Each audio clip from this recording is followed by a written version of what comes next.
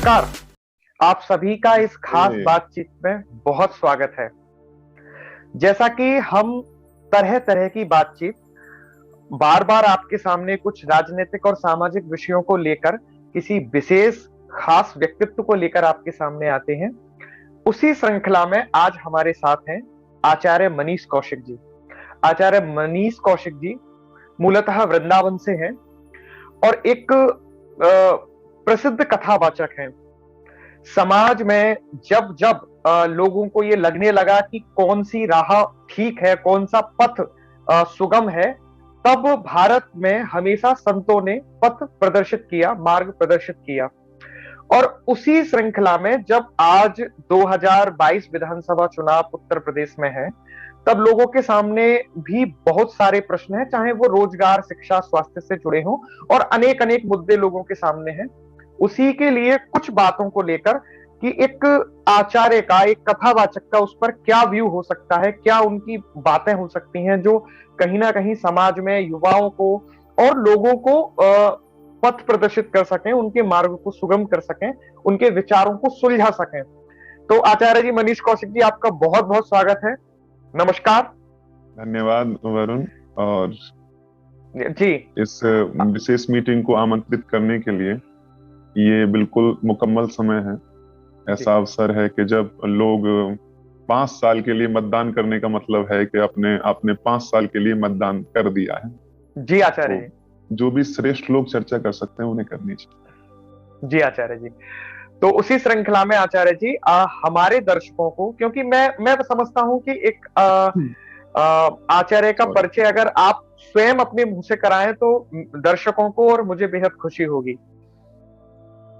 वरुण जी, मेरा नाम आचार्य मनीष और मैं एक गुरुकुल का विद्यार्थी रहा हूँ। और मेरे बचपन से, जब मैं 10 वर्ष का था, तब से मैंने गुरुकुल की परंपरा को देखा है और उसके कितने पॉजिटिव पॉइंट्स हैं लाइफ में।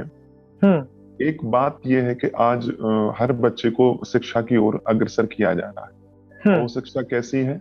वो है अर्थपरक, वो आपको धन दिलाती है।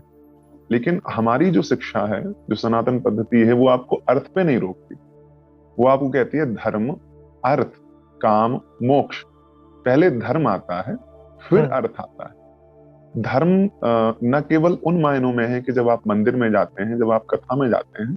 हमारे यहाँ धर्म 2 प्रकार के हैं, एक साधारण धर्म, एक विशिष्ट धर्म। विशिष्ट धर्म तो आत्मा का परमात्मा से संबंध है, प्रत्येक जीव ईश्वर अंश, जीव अविनाशी है। लेकिन दूसरा धर्म यह है, एक बेटे का कर्तव्य जो अपने पिता की सेवा करना है, एक नागरिक का कर्तव्य जो अपने राष्ट्र के प्रति है, एक पत्नी का जो कर्तव्य अपने पति की सेवा से लेकर के जो घर को संभालने का है। ये सब धर्म है, ये भी धर्म के अंदर। तो हमारे यहाँ सबसे पहले कहा जाता है कि तुम धर्म का अनुपालन करो। तो विद्यार्थी का धर्म क्या है? बोले प्रथमे नार्जितम विद्या। पहला जो फेज है हमारा 25 वर्ष का, हमारे आचार्यों ने निर्धारित किया है, तो उसमें हमें विद्या अध्ययन करना चाहिए। तो ये हमारा धर्म है। और विद्या अध्ययन भी कैसे आपको करना है कि विद्या अध्ययन में हमारे यहाँ कहा गया है, सुखार्थी नाम कुतो विद्या और विद्यार्थी नाम कुतो सुखम। जी, अब तुम ये चाहते हो कि आपको 5 सितारा होटल की सारी सुविधाएं मिल जाएं और सोने के लिए एसी कमरे मिले और सारी व्यवस्थाएं मिले, वहां से भी विद्यार्थी पैदा होंगे। लेकिन वो विद्यार्थी जो गुरुकुल में सो करके जो कुत्ता के आसनों पर जीवन का निर्वहन किया करते, बहुत ही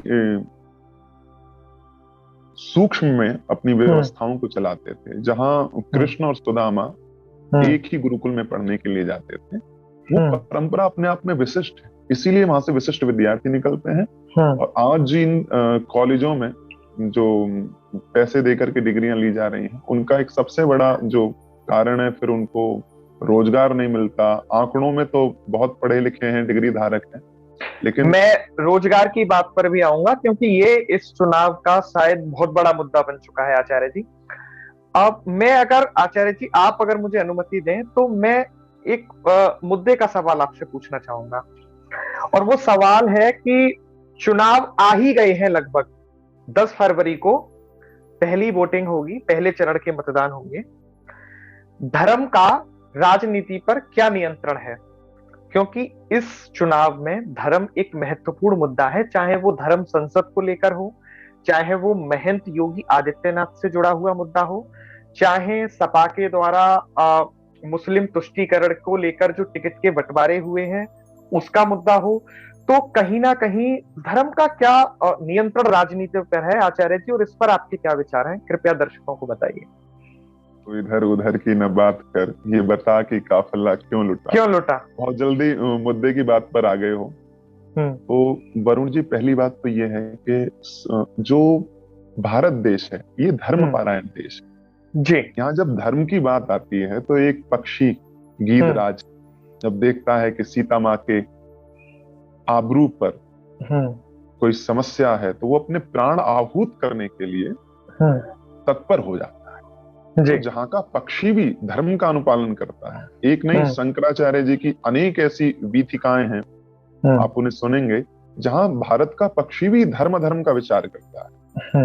तो धर्म तो भारत के प्राणों में बसा है। धर्म का नियंत्रण कितना है? हाँ, बदलते परिवेश में धर्म लोगों ने ज्यादा जाना है, धर्म को इस समय ज्यादा जान रहे हैं लेकिन समझ कम रहे हैं। ये आज की एक समस्या हो रही है और उसके कारण किसी पार्टी विशेष के लोग भी हो सकते हैं जो ज्यादा भगवा का अंगोछा डाल रहे हैं, ज्यादा जयकारे और नारे लगा रहे हैं, लेकिन धर्म का मूल क्या है हमें ये समझना होगा।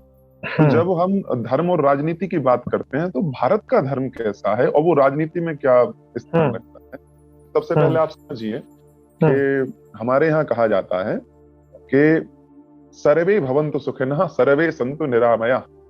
ये नहीं कहा जाता कि हम सुखी रहें, मेरा घर सुखी रहे, नहीं, मैं, मेरा पड़ोसी, मेरा नगर, मेरा देश।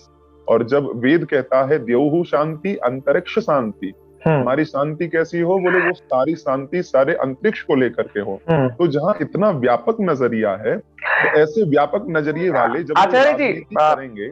एक जगह लेकिन ये भी कहा गया कि मतलब अहिंसा परमो धर्मा धर्म हिंसा तथैव च, मतलब कहीं ना कहीं हिंसा को भी उसमें जोड़ा गया है। आप अपनी बात कंटिन्यू रखिए, मैं उसमें एक लाइन जोड़ रहा था बस जी।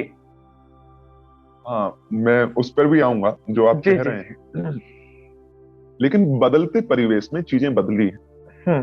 अब आपको पहले की तरह युद्ध नहीं होते हैं जी। और जब हम बात करते हैं वर्तमान समाज की, जो ये चुनाव चल रहा है, तो आप सबसे पहले तो ये समझिए कि वही भारत का भला करेगा जो हिंदू धर्म को समझेगा। क्योंकि हिंदू धर्म, हम तो ये चाहेंगे कि पूरा दुनिया, पूरे ये जितना विश्व जितनी जल्दी ये शीघ्र स्वीकार कर लेगा कि अगर दुनिया में शांति का संदेश लेकर के जाना है तो वो केवल और केवल हिंदू धर्म के द्वारा ही उसका आगमन हो सकता है। ये बात स्वामी विवेकानंद जी ने भी कही है। जी, स्वामी जी ने कहा है और उन्होंने अपना नहीं कहा है, वो हमारे वेदों को पढ़कर, उपनिषदों को पढ़कर जो उन्होंने जाना है उसी संदेश को आगे विस्तृत किया है। जी बिल्कुल। जब जी। हम आज के इस वर्तमान उसकी बात करते हैं समाज की, तो निश्चित ही है बहुत सारे लोग हैं और सब ये चाह रहे हैं कि हम किस पार्टी को चुने, और सब में कहा जा रहा है जो राम को लाए हैं हम उनको लाएंगे जी। तो ये सारा जो चुनाव है दो लोगों के बीच में बटा हुआ है जो मुझे लगता है। एक वो कि जो काम करना चाहते हैं, एक वो जो वोटों के ठेकेदार हैं जी। जो पैसे से, बाहुबल से, अपने रुतबे से, अब नहीं पीढ़ियों से जनता का बेवकूफ बनाते हुए आ रहे हैं। और ऐसे लोगों को जब ये लगा कि इस पार्टी में रहते हुए, मतलब भाजपा में रहते हुए उनकी बात नहीं बनेगी, तो उन जैसे तैसे उन्होंने अपने कान दबा करके 5 साल तो पूरे कर लिए और जैसे ही उन्हें मौका मिला तुरंत पाला बदल लिया। क्यों? क्योंकि अब पहले जैसे ये लोग अब रो रहे हैं साहब, पहले विधायक हुआ करते थे, 20 गाड़ियां 30 गाड़ियां लेकर चलते थे, उनका एक रुतबा होता था। कहीं ना कहीं वर्तमान सरकार ने संदेश भेजा है कि तुम सब लोग एक समाज सेवक हो। अभी भी पूरे रूप में वो ऐसा हो पाया है ये नहीं है, अभी धरातल पर बहुत सच आना बाकी है, लेकिन फिर भी बहुत अच्छे प्रयास किए। शुरुआत तो किसी ने की कम से कम। हाँ, शुरुआत किसी ने की और बहुत विचार तो किया, विचार तो किया। लाल बत्तियां चलती थी और कितना प्रसार होता था। और जितना मतदाता जागरूक होगा इतने ही जो नेता लोग हैं वो कर्तव्य परायण बनेंगे और उन्हें बनना होगा। जी। तो ये जो भी है, और बाकी जो राजनीति इस समय करनी है उनके जमाने लग गए हैं जी। अब उनकी दाल नहीं गलने वाली है जी। और हम समझते हैं कि ये 5 साल और पवित्र होंगे और प्योरिटी समाज में आएगी। जी आचार्य जी, आप ही की बात में दो छोटी छोटी बात जोड़ते हुए कि एक तो जैसे अभी केंद्र की सरकार ने शौचालयों का मुद्दा उठाया, स्वच्छ भारत अभियान का मुद्दा उठाया, आपने कहा कि किसी ने शुरुआत तो की, लेकिन वाकई में ये शुरुआत बहुत पहले हो जानी चाहिए थी। कम से कम देश में शौचालय तो बन जाने चाहिए थे, कम से कम स्वच्छता का अभियान आजादी के कुछ समय बाद ही तुरंत शुरू हो जाना चाहिए था। बहरहाल, अब मेरा दूसरा प्रश्न है कॉन्वेंट स्कूल में पढ़ने वाले विद्यार्थियों की तरफ से। मैं अक्सर चर्चा में ये सुनता रहता हूं कि क्या कोई सन्यासी एक अच्छा राजा हो सकता है। ये आप आज इसका सवाल का एक समाधान कीजिए थोड़ा सा कि जैसे महंत योगी आदित्यनाथ जी हैं और उत्तर प्रदेश के मुख्यमंत्री अब तक हैं वो, तो क्या लगता है कि वो एक बेहतर राजा साबित हो सकते हैं कि क्या सन्यासी केवल वन में जाके तपस्या करेगा या फिर केवल परिमार्जन का जीवन जिएगा या फिर कुछ राज सत्ता में भी कार्य कर सकता है, समाज की सेवा कर सकता है? वरुण जी, बहुत अच्छा प्रश्न है आपका। और पहले तो मैं आपको ये बताऊं, सन्यास जो है हमारे यहाँ उसे कपड़ों से नहीं लिया गया है जी। सन्यास एक भाव है। सन्यासी वो व्यक्ति है जो राष्ट्र के लिए, देश के लिए, अपनी जाति के लिए, यहाँ जाति शब्द को आप केवल एक दायरे में न लें, विस्तृत होकर जी।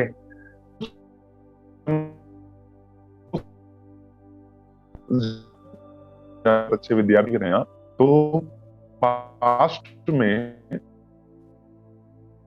जब कोई आता है तो भारत अपनी सर्वाधिक सर्वोच्च विकास के शिखर को छू, तो ये आधी बात नहीं है पुराने समय से। और सही बात यह है कोई सन्यासी ही, उसमें लाल कपड़े वाला नहीं, वो जो ना जीत में ना हार में किंचित नहीं भयभीत में, कर्म पथ पर जो भी मिले ये भी सही वो भी सही जी, जो इस भावना के साथ जो गीता को अपने जीवन में धारण करके काम करेगा वो प्रत्येक वर्ग का कल्याण करेगा, चाहे कोई भी व्यक्ति हो। ये बात समझ लीजिएगा, और जनता जितनी जल्दी इस बात को समझ लेगी इतना अच्छा उसका भला होगा।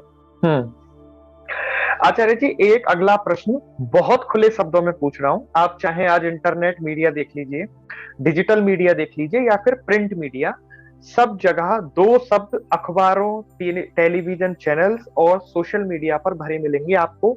वो शब्द है हिंदू और मुस्लिम। क्यों आखिर में चुनाव इन दो धर्मों के बीच आकर सिमट जाता है, इसका कारण क्या है? दूसरा कि हिंदू मुस्लिम के एजेंडे पर चुनाव का फिट होना क्या सही है, और हिंदू समाज के लोगों को क्या एक संदेश आचार्य होने के नाते आप देना चाहेंगे? सबसे पहले तो ऐसे जो मुद्दे हैं वो चुनावी मुद्दे नहीं होने चाहिए जी, लेकिन अब से पूर्ववर्ती सरकारों को जब आप देखेंगे तो समझेंगे कि सारे चुनाव ही डर दिखा करके, भय दिखा करके। आप ये समझिए पिछले पांच वर्षों में क्या किसी भी अल्पसंख्यक क्या अहित हुआ है? क्या कोई दंगे हुए हैं? याद रखना, दंगे ना हिंदू मुस्लिम करते हैं ना कोई, दोनों को नुकसान होता है, राष्ट्र की अस्मिता को नुकसान होता है। बस एक सक्षम अनुशासक राजनेता जब भी देश में आएगा तो अपने आप ये सारे मुद्दे शांत हो जाएंगे। अब भारतवर्ष इससे आगे निकल चुका है, केवल विकास की राजनीति के लिए बात करनी होगी। उन्हीं पार्टी केंद्र में रहेंगी, वो समझ लें अब की बार ये 2022 का चुनाव जो है, यूपी का चुनाव, आप यूपी का चुनाव न जाने, इस चुनाव को ये समझ लीजिए कि भारत की सोच क्या है उसको परिलक्षित करेगा। और आप समझ लीजिए सारा जो भी चुनाव है ये सब चुनाव विकास के इर्द गिर्द होगा। हाँ, ध्रुवीकरण के लिए कुछ लोग अभी भी बातें कर रहे हैं, चुनाव हल्का सा उस ध्रुवी पर जा रहा है जो वर्तमान परिप्रेक्ष्य में, लेकिन पिछले 5 साल में केवल विकास हुआ है, विकास की बात हुई है। और अभी भी अब की बार जितना थोड़ा बहुत आप देख रहे हैं, मुझे आशा है कि अगले 5 वर्षों में वो नहीं रहेगा, और हम इस बात की अलग गांव-गांव जाकर लोगों को बता रहे हैं और बताएंगे। जी आचार्य जी, एक प्रश्न है जो अक्सर नागरिकों के मन में रहता है कि संत समाज भाजपा पर कितना विश्वास करता है, क्योंकि भाजपा स्वयं को हिंदुओं की ठेकेदार की तरह साबित करना चाहती है, या फिर और उस तरह से वो काम भी करती है। उसकी जो स्टाइल सीट है काम करने की, उसकी जो विचार शैली है, उसका जो विचार परिवार है, वो कहीं ना कहीं हिंदुओं को, बहुसंख्यकों को के हितों को ध्यान में रखकर उनकी भावनाओं का सम्मान करते हुए उनके निर्णय होते हैं। तो क्या संत समाज की उस पर कोई एक मत राय है, कोई एक विचार है? वर्तमान की जो परिस्थितियां हैं उसमें सब लोग एक सहमति से ये स्वीकार करते हैं ध्वनि मत से कि अभी हम सब लोग भाजपा के साथ जा रहे हैं। लेकिन ये कह देना कि क्या भाजपा पूर्णतः उस रूपरेखा का पालन कर रही है, तो इस पे अभी प्रश्न चिन्ह लगा हुआ है। उन्हें जानना होगा। और अन्य लोग भी हैं जो ये कहते हैं हम हिंदूवादी लोग हैं, हम हिंदुत्व की बात करते हैं। उन लोगों को सबसे पहले समझना होगा हिंदुत्व क्या है। जी, वो दुनिया की सबसे खूबसूरत। राहुल गांधी जी कहते हैं कि हिंदुत्व और हिंदू अलग अलग चीजें हैं। अभी उन्होंने एक बयान हाल ही में दिया जब महात्मा गांधी जी की पुण्यतिथि थी। उन्होंने कहा कि नाथूराम गॉडसे, जिन्होंने महात्मा गांधी की हत्या की, वे हिंदुत्व के पुरोधा थे और हिंदू एक अलग चीज है। वो गांधी जी को या स्वयं को हिंदू बताते हैं। नहीं, ये थोड़ा सा वो अपनी बात को समझा नहीं पाए। और दो बात है, एक हिंदुत्व और हिंदुत्ववादी शब्द होता था। वाद जो है, अब जैसे हम किसी को कहें कि इनमें वाद है, वाद जो है किसी भी अतिरेक अवस्था को छूने का नाम, जो कट्टरता की ओर आपको लेकर के जाता है, ऐसा लोग मानते हैं। लेकिन अब कोई इसमें कह दे कि इनमें तो भाईचारावाद है। भाईचारावाद है तो मतलब ये किसी भी हद पर जाकर के भाईचारे को फैलाना चाहते हैं। अच्छी बात है। या इनमें तो सेवा का व्यसन है, व्यसन है सेवा का, तो इससे अच्छा व्यसन क्या होगा कि हमें सेवा करनी है। इसी तरीके से जब वाद शब्द को हम इस शब्द में देखेंगे तो बिल्कुल अर्थ बदल जाता है। हिंदुत्ववाद होना ही चाहिए भैया। ये ऐसा सुख है कि जैसे किसी ने मीठे फल को खाया है तो वो अपने भाई को भी चखाना चाहेगा, अपने मित्र को भी चखाना चाहेगा, और धीरे धीरे सबको अपने जैसा संक्रमित करना चाहेगा।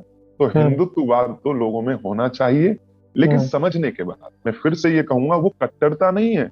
वो तुम्हें मार करके, तुम्हें भय दिखा करके कन्वर्जन करता है, ऐसा नहीं है। लालच देख करता है, नहीं नहीं, वो तो अपने सुख का वो ये दिखाता है मैं कितना सुखी हूं, और उसे देख करके अपने आप लोग बदलते हैं। रस खान को किसी ने कन्वर्जन किया था जी, वो अपने आप इस धर्म का हिंदुत्ववाद को देख करके बदले। तो उन लोगों की जानकारी अभी अधूरी है।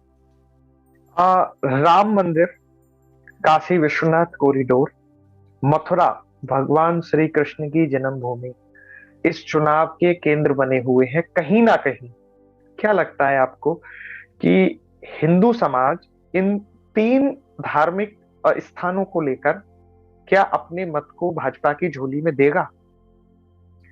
संत समाज क्या अपने लोगों को इस ऐसा करने के लिए कोई निर्देश देंगे?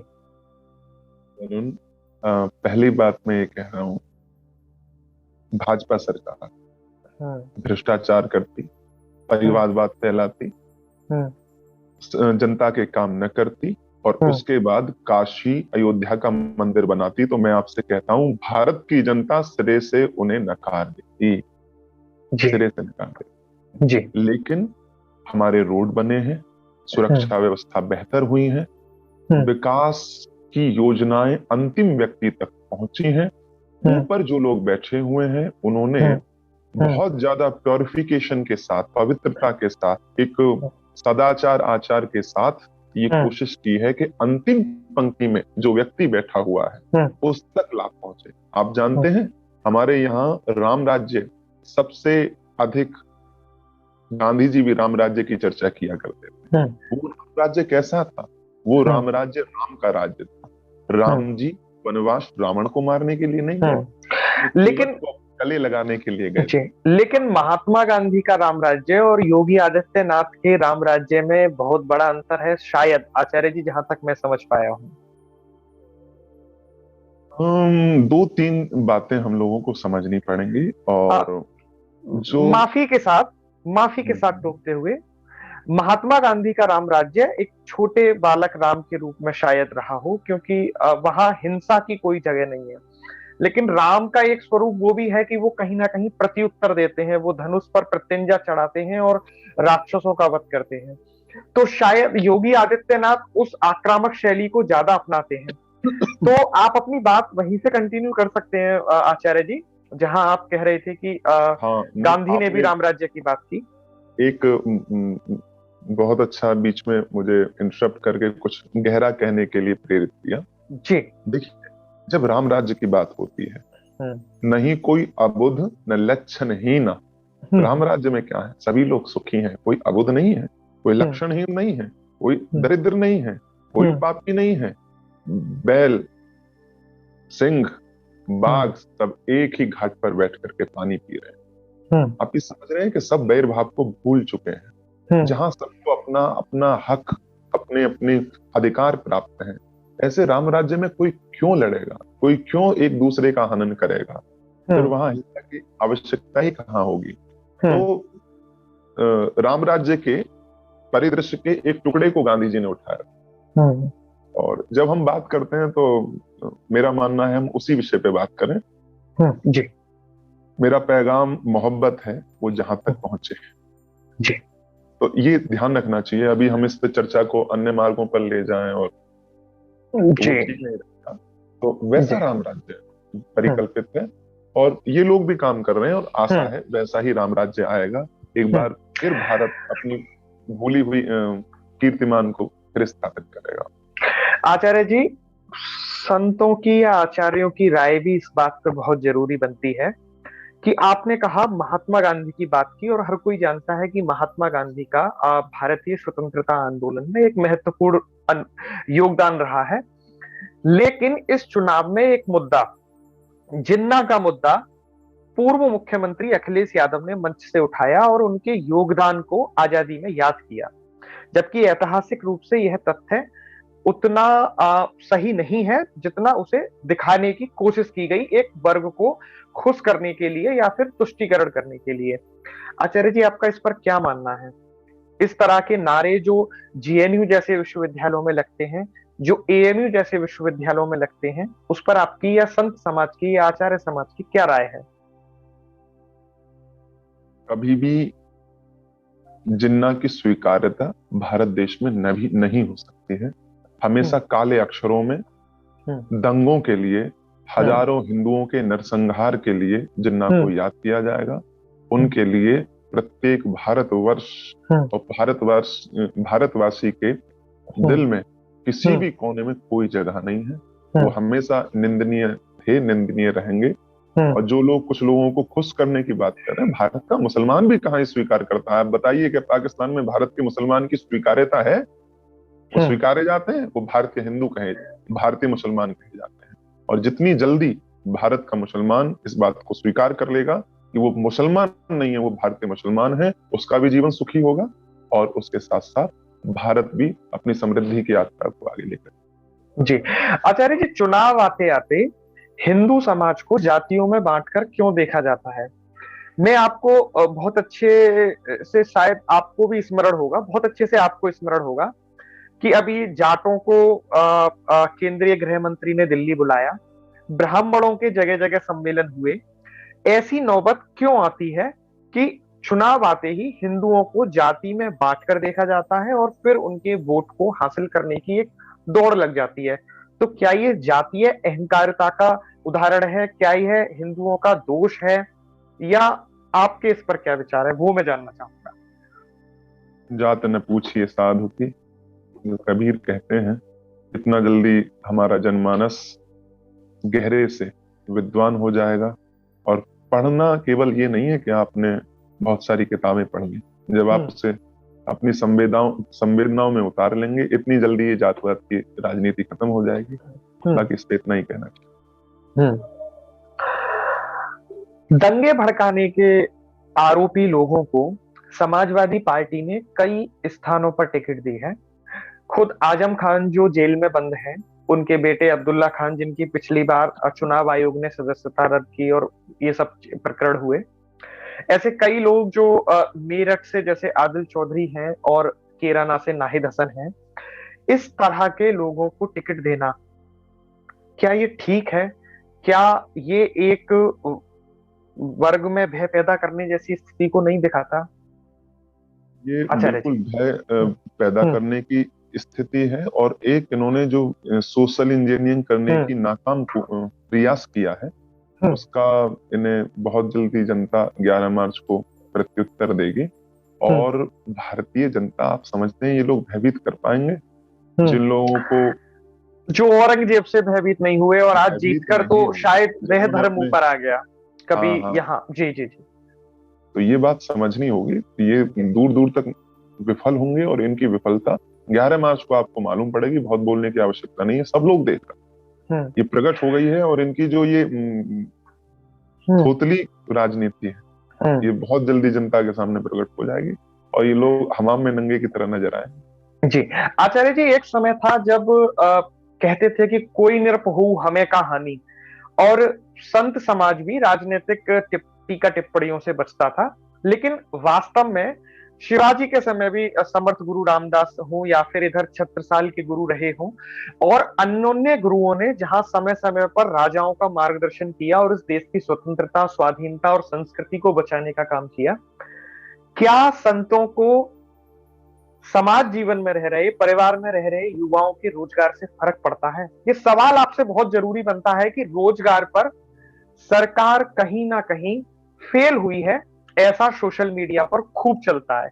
आप जरा इस बात को ठीक से उत्तर दीजिए ताकि युवाओं को उनके जवाब मिल सके। प्लीज थोड़ा सा एक बार रिपीट कीजिए, मैं कुछ हिस्सों में समझ पाया हूँ।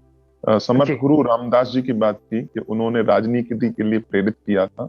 हाँ, राजनीति को उन्होंने नियंत्रित किया और एक स्वाधीनता और संस्कृति को बचाने का काम किया। लेकिन अब एक दूसरे तरीके की हिस्सेदारी है, रोजगार की हिस्सेदारी, जहां पर परिवार जीवन में रह रहे लोगों को, मतलब जो हम लोग हैं और एक आप आचार्य लोग हैं, क्या हमारे रोजगार से, क्योंकि कहीं ना कहीं ये माना जाता है कि योगी आदित्यनाथ की सरकार, सोशल मीडिया पर ऐसा चलता है कि वो रोजगार देने में उतनी सफल नहीं रही जितनी उससे आशाएं थी। तो क्या आपको इस बात से फर्क पड़ता है? रोजगार के मुद्दे पर आप क्या कहना चाहेंगे? पहले जहां से तुमने शुरू किया था, को नृप हो हमें कहानी, ये रामायण की चौपाई है। लेकिन इस रामायण की चौपाई को मंथरा, जो एक दासी है, वो तो कह सकती है। एक प्रबुद्ध व्यक्ति, एक पंडित व्यक्ति, जाति से पंडित नहीं, सद असद विवेचनी बुद्धि यस्य सा पंडा, जो सत असत, क्या अच्छा है क्या बुरा है, इसका डिवाइडेशन कर सके, वो पंडा बुद्धि है। यस्यांसी धारयति स पंडिता, यानी जो पंडित है, जो विद्वान है, जो इंटेलेक्चुअल है, जो स्कॉलर है, वो कभी भी इस बात को स्वीकार नहीं करेगा। वो हमेशा डट करके एक अच्छी सत्ता चुनी जाए, क्योंकि उन लोगों का भाग्य भी तय होगा कि जो तटस्थ रहे हैं, ध्यान रहे, उनको भी दुष्परिणाम भुगतने पड़ेंगे। जो ये लोग कह रहे हैं कि हम तो वोट नहीं डालेंगे और चाहे जो हो जाए, और जिन्होंने अभी से अपनी छुट्टियां प्लान कर रखी हैं, आप छुट्टियां तो मना लो, लेकिन ये छुट्टियां एक समय आप लोगों को बहुत भारी पड़ेंगी। इसलिए जो जागा हुआ व्यक्ति है, वो तो हमेशा एक बेहतर राजनीति में अपना पूरा दखल रखते हैं, और रखना चाहिए, क्योंकि राजनीति ही जीवन को परिवर्तित करने का शक्ति आंदोलन है। दूसरा, आपने कहा रोजगार की बात, तो मैं आपको बताऊं, रोजगार की जो स्थिति है, यद्यपि मैं कोई आर्थिक विशेषज्ञ नहीं हूं, पर जितनी जल्दी सबको थोड़ा थोड़ा प्राप्त हो जाएगा। जैसे कि आप देख रहे हैं कि एक अध्यापक चुन लिया गया, उसको 1.5 लाख 2 लाख 2.5 लाख तनख्वाह मिलती है, 60 वर्ष तक उसे रहना होता है। फिर एक आजकल चल रहा है कि प्राइवेटाइजेशन कर रहे हैं सब। जी, निजीकरण भी मेरा एक सवाल है आपसे अगला, आप अगर इसी में जोड़ के जवाब दे तो मुझे खुशी होगी। हाँ, तो मैं यहीं से शुरू करूंगा। तो कहीं ना कहीं सरकार ये सोचती है कि सरकारी नौकरियां ठीक है, लेकिन आप देखिए भारत 125 करोड़ का देश है, और इतनी बड़ी जनसंख्या को सबको सरकारी कर दें, क्या ये संभव है? क्या हम इतने आर्थिक सबल हैं? ये सोचना पड़ेगा कि 20 लाख करोड़ के आसपास हमेशा हमारा घाटा, जो आर्थिक घाटा है, वो 6%, 6.5%, 7% तक जा रहा है, जो हमारी इकोनॉमी रहती है, यानी जितना पैसा हमें खर्च करना होता है उसमें हर बार हमें कर्ज लेना पड़ता है। तो इतने आर्थिक दबाव हैं, और ये कहीं ना कहीं बीते दशकों में जो राजनीतिक गलतियां लोगों ने की हैं उसका परिणाम है। और ये लोग देश को इस तरीके से चला रहे हैं कि 15-20 साल जब ठीक करना जारी रखेंगे, तब जाकर के सुधार जो है वो धीरे धीरे फलक पर दिखाई देंगे। तो जितना हो सके लोग अपने हित तक प्रयास करें। भारत सारी विश्व में सबसे ज्यादा युवाओं वाला देश है, जहाँ चाइना बुढ़ापे से ग्रसित है, बाकी अधिकतर आबादी, जापान जैसे दोस्त, अधिकतर लोग बूढ़े हो चुके हैं। हमारे पास दुनिया का सबसे समृद्ध शक्तिशाली युवा है, बस उसे एक दशा दिशा देनी पड़ेगी, वो समझ ले। हम लोग बहुत सारे खुद भी रोजगार पैदा कर सकते हैं। कहने के लिए लोग बात बहुत कह सकते हैं, बड़े बड़े वादे कर सकते हैं, लेकिन वास्तविकता यही है कि हमें खुद ही कुछ करना होगा। हारिए ना हिम्मत, बिसारिए ना। जी आचार्य जी, एक महत्वपूर्ण सवाल मैं आपसे पूछना चाहता हूँ। स्वामी विवेकानंद ने कहा था कि हिंदू संस्कृति की पाचन क्षमता बहुत तीव्र है, मतलब वो कई संस्कृतियों को अपने में मिला लिया, पचा लिया, और यही कारण है कि बंटवारे के बाद यहाँ का अल्पसंख्यक समुदाय फूला फला और लगातार उसकी जनसंख्या में उसकी आर्थिक और सामाजिक जो उन्नति थी वो बढ़ी। लेकिन इसके इतर बांग्लादेश और अगर हम पाकिस्तान की बात करें तो वहां अल्पसंख्यकों की जनसंख्या, आर्थिक और सामाजिक स्थिति निरंतर घटती चली गई। अब सवाल यह है कि भारत में रहने वाली बहुत बड़ी मुस्लिम आबादी की समस्या का मूल समाधान क्या है? क्योंकि कई बार इस तरह की चीजें देखने में आती हैं कि कभी सेना के कोई अफसर खत्म होते हैं तो कुछ लोग, कुछ शरारती तत्व, मैं सबकी बात नहीं कर रहा हूं, कुछ शरारती तत्व वहां पर हंसने वाली इमोजी सेंड कर रहे हैं, या फिर कहीं पाकिस्तान के बड़े बड़े इंस्टीट्यूट में, मतलब जो सम्मानित संस्थाएं हैं उनमें एक खास वर्ग के लोग जश्न मना रहे हैं। तो इस तरह की चीजें जो एक पूरी की पूरी कौम को नुकसान पहुंचाती हैं, एक नुकसान, तो उनके लिए मतलब क्या संदेश है? इतनी बड़ी आबादी ट्रांसफर नहीं की जा सकती। भाजपा के नेता कभी भी कह देते हैं कि भाई इनको पाकिस्तान भेज दो, तो वो समाधान नहीं है। वो इस देश के हिस्सा हैं, वो इस देश के नागरिक हैं और संवैधानिक अधिकार उन्हें है, लेकिन उसका फिर समाधान क्या है इस समस्या का? पहली बात तो आपने जो ये कहा कि हिंदू मुस्लिम जो चलता है, पाकिस्तान बांग्लादेश की बात की, तो महाशय आपको जानकारी होगी पूरा दुनिया भारत को एक बहुत इज्जत की दृष्टि से देखती है। उसके नजरों में एक आदर है, भारत के लिए एक सम्मान है। और आप पाकिस्तान में समझते हैं कि उनकी स्थिति क्या है, वहां के राष्ट्रपति की स्थिति क्या है, या बांग्लादेश की स्थिति क्या है? तो पहले तो हमारे यहाँ बहुसंख्यक इस बात को समझे कि हम ऐसा कोई भी कृत्य नहीं करेंगे कि जिससे हमारे राष्ट्र की अस्मिता को वैश्विक पटल पर कोई समस्या है। मतलब आपका कहना है कि पहली जिम्मेदारी बहुसंख्यकों की बनती है, वो खुद प्रेरित करते हैं दूसरों को? नहीं, प्रेरित नहीं करते, ऐसा नहीं करते, लेकिन हमें जो भी करना है वो अपने संविधान और कानून के, हम ये बात मान लें कि हम पर मतदान करने का अधिकार है, हम एक सशक्त राष्ट्र चुन सकते हैं। आप अपने नेता चुनते समय कहाँ चले जाते हैं साहब? जब आपके यहाँ बात होती है कि हम एक धोती 50% तक ही मतदान होता है, बहुत महत्वपूर्ण काम, तब आप वहां पीछे पड़ जाते हैं। आप 500 रुपए पे अपनी वोट को इधर से उधर कर देते हैं, कुछ वोटों के लालच में कुछ ठेकेदार हमारी वोटों को ट्रांसफर करवा देते हैं। तो हम अगर इस समझ को समय लगा देंगे तो आप विश्वास मानिए वरुण जी, इसकी कोई आवश्यकता नहीं होगी कि किसी को व्यक्तिगत तौर पर कुछ करने की आवश्यकता पड़े। व्यक्तिगत तौर पर हम अपने राष्ट्र को समृद्ध करें, अपनी आर्थिक व्यवस्थाओं को चलाएं, और उपार्जन के जो कृत्य कर सकते हैं उनको करें। और रही बात किसी को पाकिस्तान भेजने की, ये नासमझ लोग हैं, या कुछ वो लोग हैं जो केवल कुछ लोगों को बरगलाना चाहते हैं। ऐसा न आज संभव है, न कल संभव था, और न ऐसा होना चाहिए देश में रहकर ही।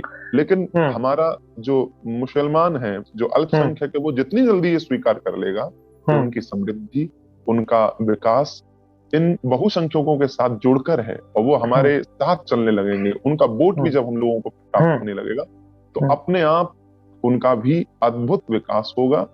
और वो ये समझ ले कि वो भारतीय हैं। इस समस्या का सबसे बड़ा समाधान ये है कि जितनी जल्दी हम शिक्षा के द्वारा, प्रयासों के द्वारा उन्हें ये फील करा दें कि आप भारतीय हैं और भारत का दिल बहुत बड़ा है, ये सबको स्वीकार करता है। आशा है चीजें बेहतर होंगी। जी आचार्य जी, आपने कहा कि भाजपा नेता जो ये कह रहे हैं कि जो लोग पाकिस्तान जाना चाहें चले जाएं, ये उनकी असहिष्णुता हो सकती है, लेकिन क्या मुनव्वर राणा जी की ये सहिष्णुता है कि वो कहते हैं कि अगर योगी आदित्यनाथ दोबारा मुख्यमंत्री बनेंगे तो मैं प्रदेश छोड़ दूंगा? आखिर क्यों एक महंत मुख्यमंत्री को वो सहन नहीं कर पा रहे?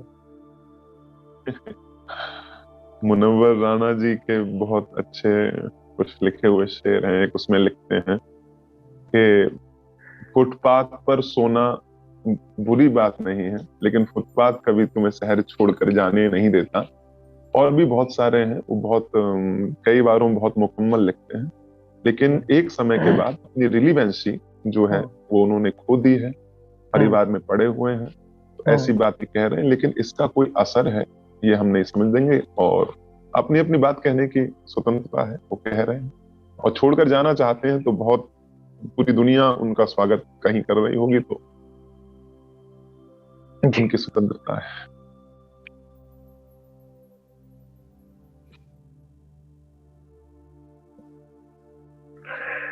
आचार्य जी, अभी आप बीच में बताने जा रहे थे निजीकरण के बारे में, और निजीकरण केंद्रीय सत्ता का एक बड़ा मुद्दा बन चुका है, क्योंकि कई ऐसी बातें लगातार आती रही है कि सरकार कुछ ना कुछ बेचती रही है या फिर कुछ हिस्सेदारी बेचती रही है। क्या मानना है निजीकरण पर? वरुण जी, अर्थव्यवस्था में जो भारतीय कंपनियां हैं, जो भारत सरकार के द्वारा संचालित होती हैं, जिसमें भेल है, भारतीय एरोनॉटिक बनाने वाली कंपनियां हैं, और पीएसयू बैंक्स हैं, पीएनबी है, एसबीआई है। इसमें आप एक ऐसे समझिए कि पीएनबी के अंदर अभी भी 70 से 75% तक जो हिस्सेदारी है वो भारतीय सरकार की है। यही कमोबेश परिस्थितियां सारे बैंकों की हुआ करती थी, और बैंकों की हालत क्या थी?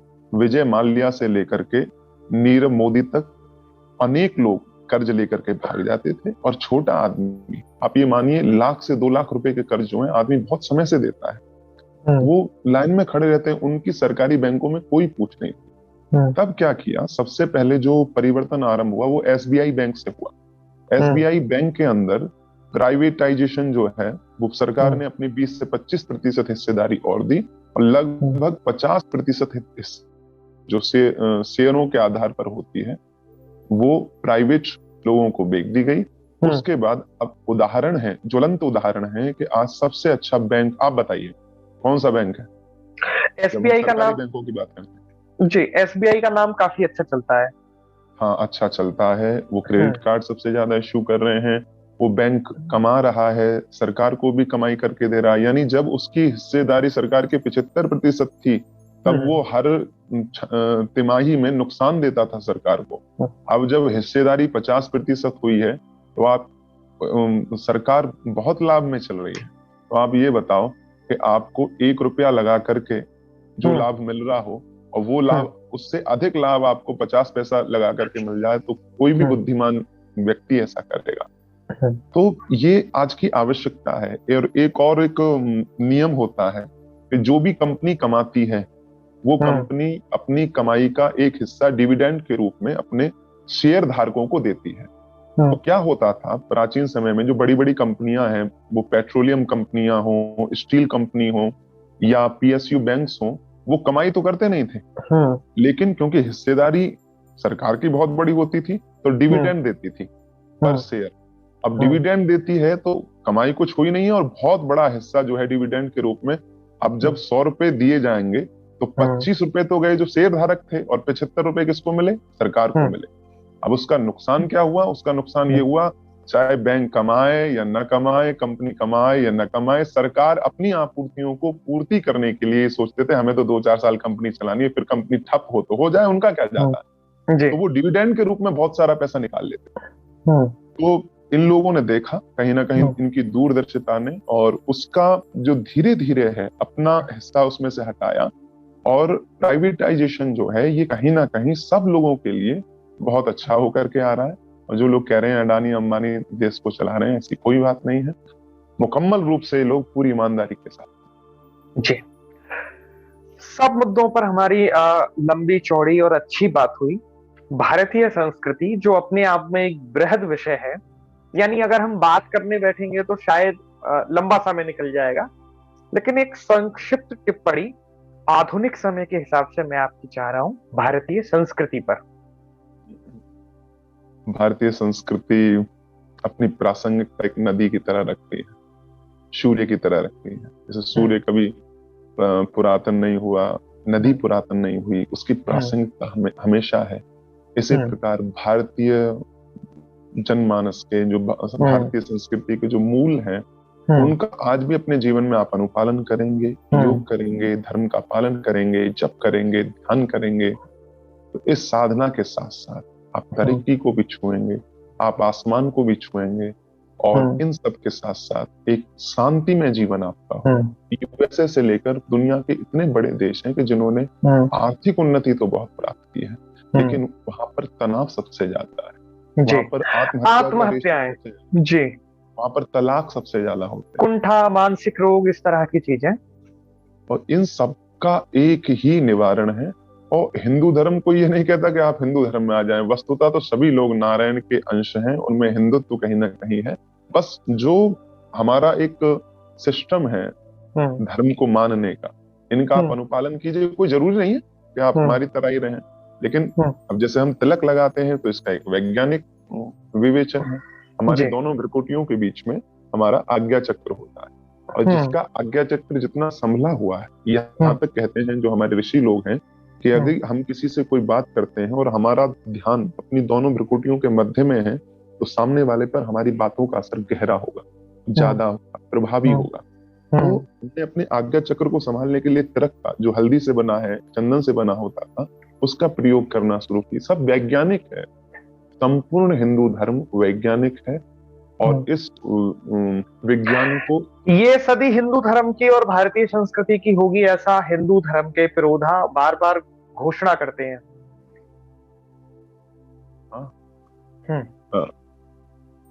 सॉरी, मैं मिस कर गया। जो हिंदू धर्म के विरोधा हैं वो कहते हैं कि ये सदी जिसमें हम जी रहे हैं ये हिंदू धर्म की होगी। जो आप वैज्ञानिक पद्धति की बात कर रहे हैं या फिर हिंदू संस्कृति की बात कर रहे हैं, क्योंकि लोगों जब एक्सट्रीम पे पहुंच जाते हैं तो जीवन का जो वृत्त है वो हमेशा गोल राउंड में चलता है, वो कभी सीधा नहीं चलता। तो बहुत तरक्की जब लोग कर लेंगे सब चीज, तो उन्हें अपने जो मानवीय मूल्य हैं उनकी आवश्यकता होगी, एक रिश्तों की आवश्यकता होगी, एक परिवार की आवश्यकता होगी, एक समाज की आवश्यकता होगी। और जिस समाज का सबसे बेहतर उदाहरण केवल भारतवर्ष है। लौट करके भारतीय संस्कृति को जितनी जल्दी वो मुखातिब होंगे, और तुम जैसे लोग हैं जो मीडिया के माध्यम से इन विचारों को प्रसार कर रहे हैं, तो मैं समझता हूँ कि बहुत जल्दी और पूरी दुनिया देखेगी भारतीय संस्कृति। जय जयकार। जी, तो हमारे साथ इस खास बातचीत में बने हुए हैं आचार्य कौशिक जी। आचार्य जी, बहुत बहुत धन्यवाद आपका इन सभी बातचीतों को जवाब देने के लिए, इन बातचीत को जारी रखने के लिए। आचार्य जी एक राम रसायन संस्था भी चलाते हैं जो विभिन्न सामाजिक उत्तरदायित्वों का निर्वहन करती है, और इसी तरह की खास बातचीत, महत्वपूर्ण मुद्दों पर बातचीत सुनने के लिए, देखने के लिए जुड़े रहिए हमारे चैनल से। लाइक कीजिए, सब्सक्राइब कीजिए और शेयर कीजिए। धन्यवाद। नमस्कार।